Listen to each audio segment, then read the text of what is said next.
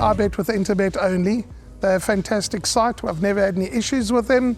They are very professional. There's never a problem. You deposit money, 2 seconds later it's in your account. You withdraw, which I do very occasionally, and I believe it's also 2 seconds it's in your account.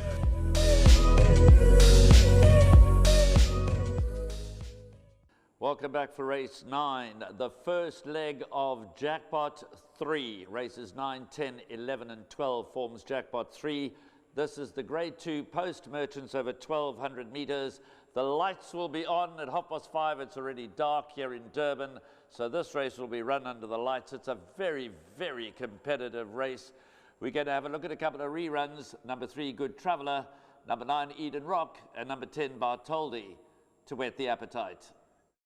Faustino, tempting fate between runners. Isivungu Vungu's running on. Good Travellers on the outside. Isivungu Vungu now comes into the lead over the last 100. Good Traveller starting to make up the ground. Isivungu, Good Traveller with long lengthy strides. Isivungu, Good Traveller on the outside, gonna get up. Good Traveller from Isivungu Vungu.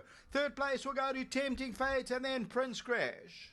On the inside, Cosmic Highways towards the outside. Hello Winter Hello's trying to get into the race, and then comes Good Traveller. Down the inside, Bartholdi, but Elysian Chief leads it, and it's Elysian Chief. Battle Forces trying to run on from behind. Bartholdi on the inside. Elysian Chief and Bartholdi, they come together. Elysian Chief won it. Bartholdi second. Third place will go to Smorgasbord. Maybe Chimichurri run fourth. Cosmic Highways towards the outside. Hello Winter Hello's trying to get into the race, and then comes Good Traveller. Down the inside, Bartholdi, but Elysian Chief leads it, and it's Elysian Chief. Battle Forces trying to run on from behind. Bartholdi on the inside. Elysian Chief and Bartholdi, they come together. Elysian Chief won it. Bartholdi second. Third place will go.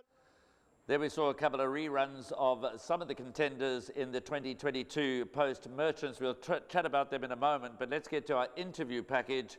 Paul Peter, Sean Terry, Peter Muscat and Justin Snaith.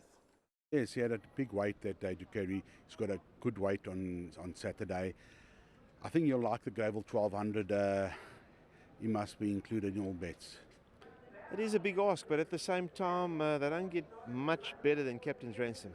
So I think that run, she put her hands up, and the fact that she's carrying 55.5 and not a bigger mass here, it does make it realistic because she gets her sex allowance, and I think I would have been foolish not to have a go here. Yes, having said that, he travelled really too well in the mile. He pulled the jock's arms out, and he had no chance of finishing off well. Yeah, I do think the bend will suit him, the sprint around the bend, because he won't lose as much ground. But I think he's been well prepared and certainly has an outside chance, and I wouldn't leave him out. Yeah, I was a little bit disappointed with his last start actually.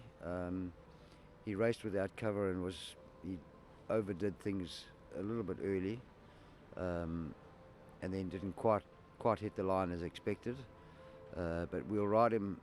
We're going to have to ride him with a bit of cover and more conservatively on Saturday. He too is a very progressive horse. He's very lightly raced. Probably is under the radar rating wise. So if they go strong up front and he does settle nicely, I expect him to be coming home very well late.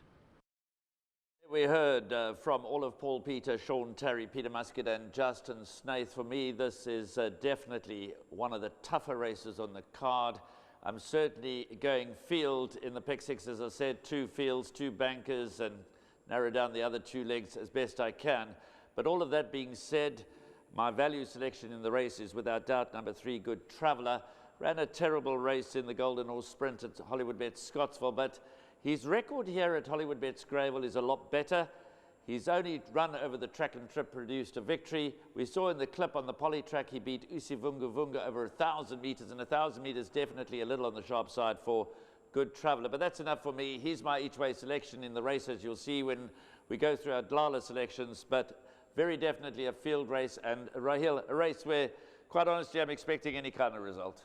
Absolutely, Graham. I don't think you could be surprised if you do get any results in this lineup. A horse like Bartholdi, we did see his rerun when finishing behind Elysian Chief, and I thought that was a proper run, beaten just over half a length. He comes into race, he's drawn wide, but I think Calvin Habib will give him a chance from the draw, and he'll be running on nicely in the closing stages. 2 runs over the distance for 2 seconds, so I think Bartoldi could be there. Number 2, Vaz Vicky.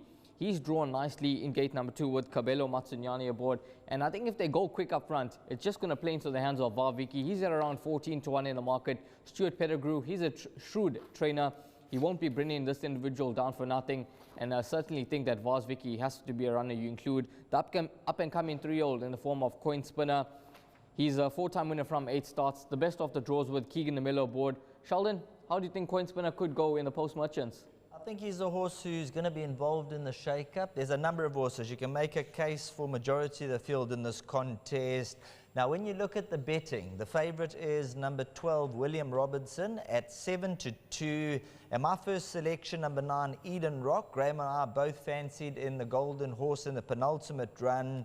There's an 8 kg swing in the form of number 9, Eden Rock. So watch out, number 9, Eden Rock at 14-1. He's my value selection. And I think everything's going to be spot on for him, and he'll be my first selection. Pearl of Asia, number 4, is worth throwing in at 33-1. And then, of course, number 3, Good Traveller. But for me, number 9, Eden Rock, a few years back, he was the talk of the town from 2-1 down 7-10, and he brought home the goods. Yes, it is a tough race. Of that, there is no doubt. But let's go through our Dlala selections. And my Dlala selections, I'm going with the value number 3, Good Traveller, to beat home. Number 10, Bartoldi. Number 12, William Robertson. I'm a little concerned about the draw. The grand old consistent performer, Socrates, is my 4th selection, but my win and place bet in the race is definitely number 3, Good Traveller. Rahil, your Dlala selections? I'm going with number 10, Graham. That's Bartoli from the mic, and Adam Azzy Yard with Calvin Habib in the irons, followed by number 2, Vaz Vicky, number 1, Coin Spinner, and horse number 4, Pearl of Asia. As you heard from Sheldon, he's a horse that I think is worth throwing into all bets at around 33-1 in the market. So I think Pearl of Asia, if not at his best, he could be running on in the closing stages and make those trifectas and quartets pay. But my suggested bet for the race is a swinger box, numbers 1, 2, 4, and 10. So over to you, Sheldon, your Dlala selections. Thanks very much, Rahil. I'm going number 9, Eden Rock, to beat number 2, Vaz Vicky. Then number 4, Pearl of Asia, and number 3, Good Traveller. As far as my Dlala bet goes, an each-way selection on number 9, Eden Rock. And I just believe 14-1 is the wrong price. And Graham, if he starts 14-1, I'll start training for the comrades. Well, there you heard it. Obviously, the army of punters is getting ready to launch the attack on Eden Rock, and hopefully, as a result of that, Good Traveller goes out to 25-1. But seriously, this is the last leg of the place accumulator. It's the last leg of the pick 6. It's the first leg of jackpot 3. If you survive the first 5 legs of the pick 6, you really will only be comfortable if you've got the entire lot running for you in the last leg. My name's Danny Diliberto, founder of Ladles of Love. It was founded back in 2014. Communities we work with are all over the peninsula, and we're working with 138 beneficiaries now. We've grown exponentially. We've been able to do that because of all the kindness that we have experienced from individuals and corporates such as Interbet, who just want to be part of the change.